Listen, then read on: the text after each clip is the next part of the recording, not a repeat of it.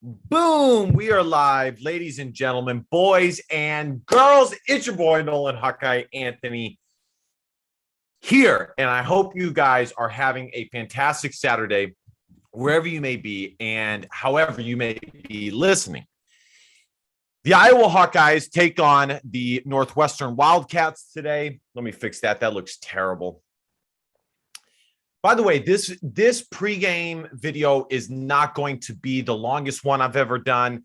I'm basically coming live and doing this so that I can read some of your guys' comments, hang out for a little bit. But this is not meant to be a super long video. I do think in the future, I'm still going to do post-game shows because that is probably my favorite thing is to hang out with you guys and talk shop. Okay. But I think in the future, what I am going to do is more video or more content where I pre-record it and then send it out to you guys. Because it gets more views, it reaches a bigger audience, and I also think I'm going to make the videos shorter. I'll give you an example. You know, it is fun to watch something like, okay, possible Iowa quarterback change. All right, let's make a 10-minute video of that and let's put that out. Let's start a conversation. Whereas I basically addressed that question. I basically addressed that question in the preview video, which the preview video for Iowa versus Northwestern should have been specifically Iowa versus Northwestern, and that's it. That's it. But I decided to add it in there because it is a big storyline. But in the future, I am going to do more pre-recorded videos, more pre-recorded content, and get that out to you guys. By the way, before we jump into anything, I hope you guys consider smashing that subscribe button. It really means a lot when you guys do that. The channel was going like this. It went super fast, and then basically Iowa loses 2 games, and the ascension has been much more like this, which is fine. I understand it, but I do really hope you consider subscribing. It does help out. I'm going to be putting the link in the description for the PayPal if you want to donate to the show. What I always say is that helping the show out is not about helping me specifically or anything like that. It's more as an investment in you guys to basically help create more content, because the more that is freed up for me, the more content that can be created and things like that.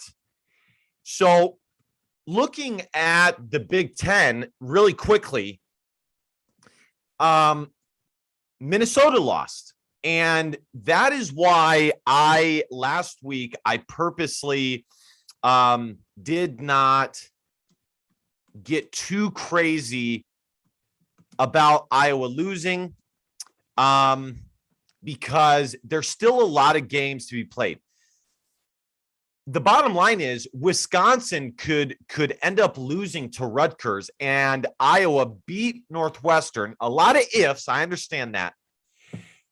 And Iowa is all of a sudden back atop of the Big Ten West. So you never really know how things will go. By the way, share this out. I'm sharing this out right now, getting this out. But you never really know how things are going to shape up. You know, Iowa was still tied atop of the Big Ten.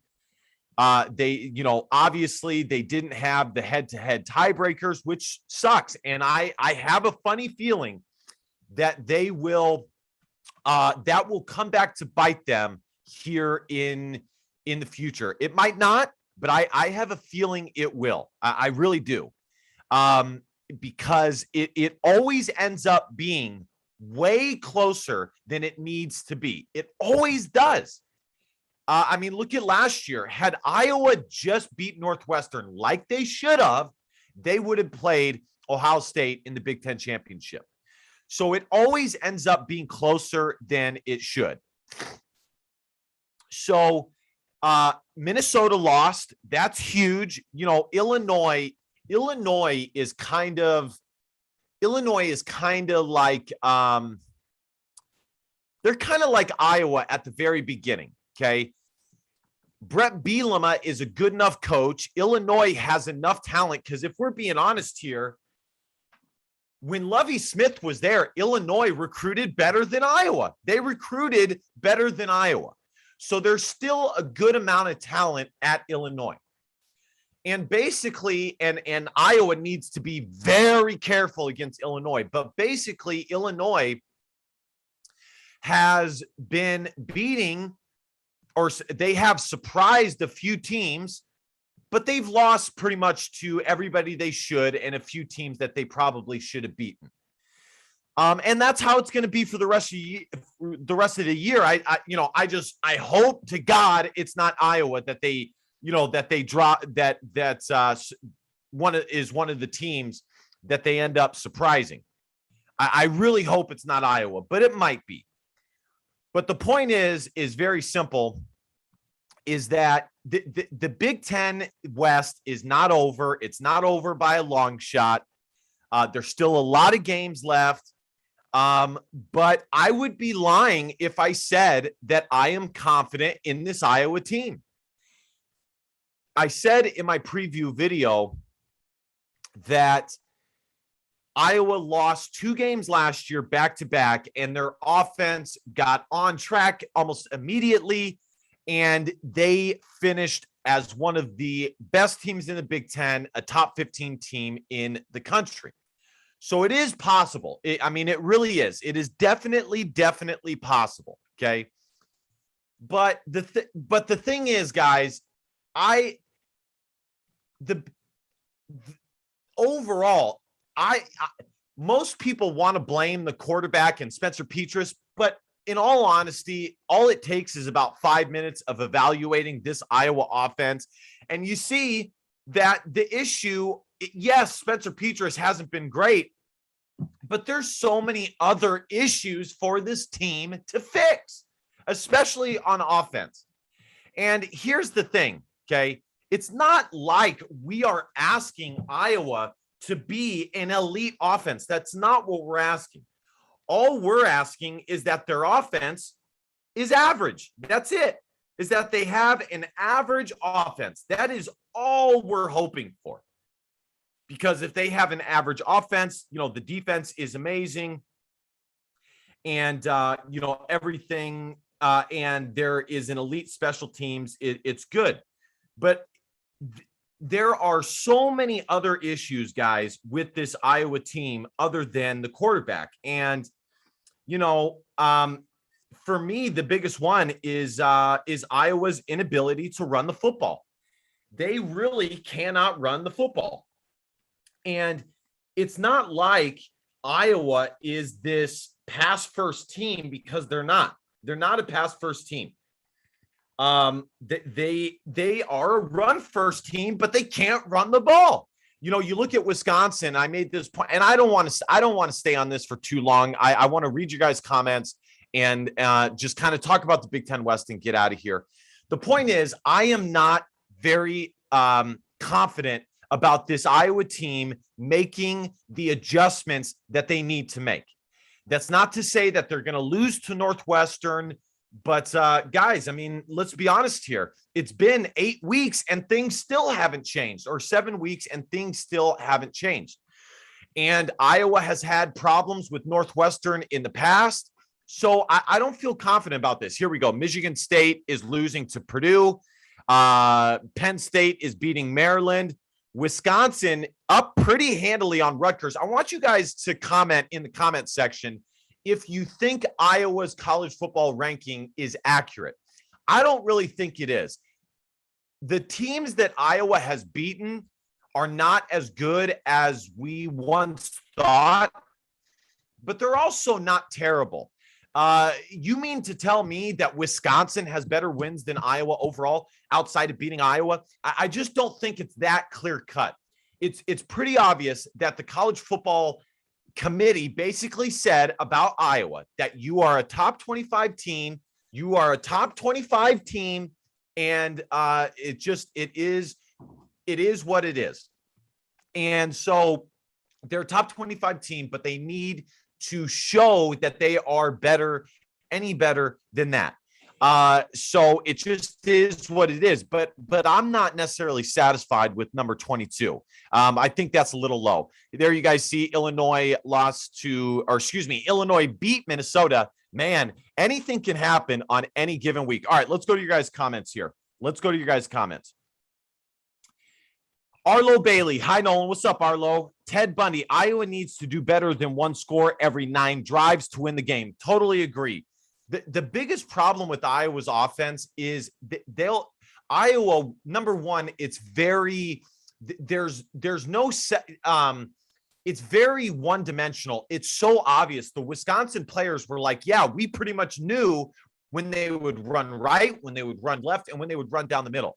But the other thing is that Iowa, when they have like 2 or 3 decent plays, they'll have one really bad one, and it'll set back the entire drive. The whole drive will be over. And they got to stop that.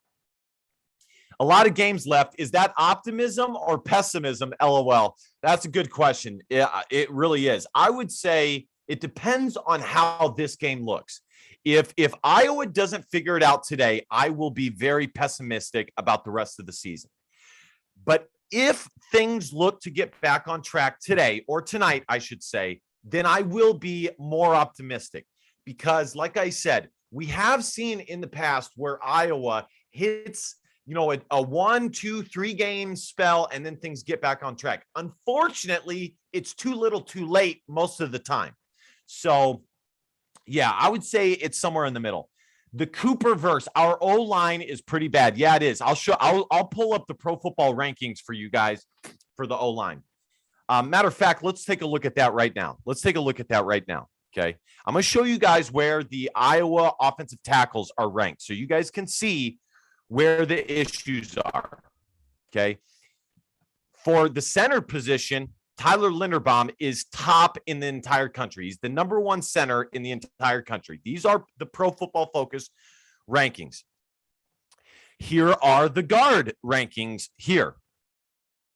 Yada, yada, yada. As you guys can see, Justin Britt is number 17. Kyler Schott is number 35. Cody Ince is number 43. And Connor Colby are 44. So it's pretty obvious that the interior of the Iowa offensive line is okay. It's decent. Now let's look at the tackle position. Okay. Oh, wow. They're not even on the first page. Oh, okay. Here we go. We're going to keep going here. Not on the second page? Wow. George Barnett. Wow. Great coaching, George Barnett. Wow. Not on the third page, George? By the way, if you don't know, that's Iowa's offensive line coach. That's his name, George Barnett. He's been pretty good at recruiting, but there we go. Finally, Mason Richman is number 242. He's number 242 with a grade of 62.6. Terrible. It's not good. The other tackle is not even top 200. He's right here, number 309. He is the 309th best tackle, not O-lineman, tackle in the entire country. Do you know that is so bad? That really is very, very bad. Man, isn't that crazy? Guys? Good offense helps the defense. True, it does. Dean Freen, go Hawks. They win today. No quarterback change. Yeah, by the way, I will talk about the quarterback change, and it is possible. I do think it's possible. I think Spencer's string is it's getting smaller and smaller. The thing that I have been trying to say since the very beginning is that Iowa does not have another option that is like CJ Beathard when Jake Rudock was there. I mean, guys, be honest. Do you think Iowa has a quarterback that is right now outside of Spencer Petras that is as good as CJ Beathard was when he replaced Jake Rudock? No, they don't. They're not there yet. The Cooper verse retracted message. Ted Bundy, Iowa's a top 50 team, but not a top 25 team. Maybe. I still think they're a top 25 team. I definitely do. Definitely better than 22. Iowa can win all 4 or lose all 4 games. The line is young and undersized. They need to hit the weight room and food table. Yeah, it's crazy. I didn't think that they would be this bad in my wildest dreams. I really didn't. Here, I want to show you guys the quarterback grades as well, just for shoots and gigs, so you guys can see it. But guys, if Iowa wins today, they are still tied with Wisconsin atop of the Big Ten, Big Ten West. Obviously, Wisconsin will have the tiebreaker, the head-to-head tiebreaker. But things are not looking good, but they aren't that bad. Okay, there are some things that can get back on track here. All right, look at this, guys. Spencer Petras is ranked as the 75th best quarterback in the country, which is certainly better than number 309 at tackle. Okay, or and I'll show you guys the wide receivers too. It's not pretty. But if you think Alex Padilla is the answer, guys, it's just there's no evidence of that. He has a grade of a 65.4. Do you guys remember Alex Padilla falling over on 2 of the snaps when he got in? He literally fell over under center. It just wasn't good. Now let's look at the wide receiver grades. So you guys, I just want to show you guys that the answer is not as simple as hashtag blame the quarterback. The quarterback sucks. Let's get him out. All right. Look at this, guys. Here we go. I'm gonna pull up all the Iowa wide receivers here. Okay. Look at this. Look at this. The best Iowa wide receiver is ranked number 224. Not top 100, not top 150, not top 200. Number 224. And it's a freshman. It's a true freshman. Arlen Bruce is the second highest rated guy. Nico Reganey is 438. Charlie Jones is 502. And Tyrone Tracy, whose brother, went off on some interview, is number 705. The answer is not as simple as it's just the quarterback. It's just not that simple. So, all right, guys, I'm going to read some more of your comments here. And then but I do want to pull up here Iowa versus Northwestern, just a little bit more information here. This is the ESPN. Let's see here. By the way, who was able to watch the Iowa basketball game? I wasn't able to watch it. The starting lineup for the Iowa Hawkeyes was what I predicted. If you haven't checked out my Iowa basketball preview video, go and check it out. It's got some good information. I got the starting lineup correct. That's not some big achievement, but what it was is what I thought it would be. And I think it's the right one. Before I didn't think Jordan Bohannon should start. I thought he should come off the bench. But because of all the attrition that the basketball team has had, Jordan needs to start. And Iowa looked pretty good. They looked pretty good. So, but I'll talk about Iowa hoops in another video. All right. ESPN gives Iowa an 81.2% chance of winning this game.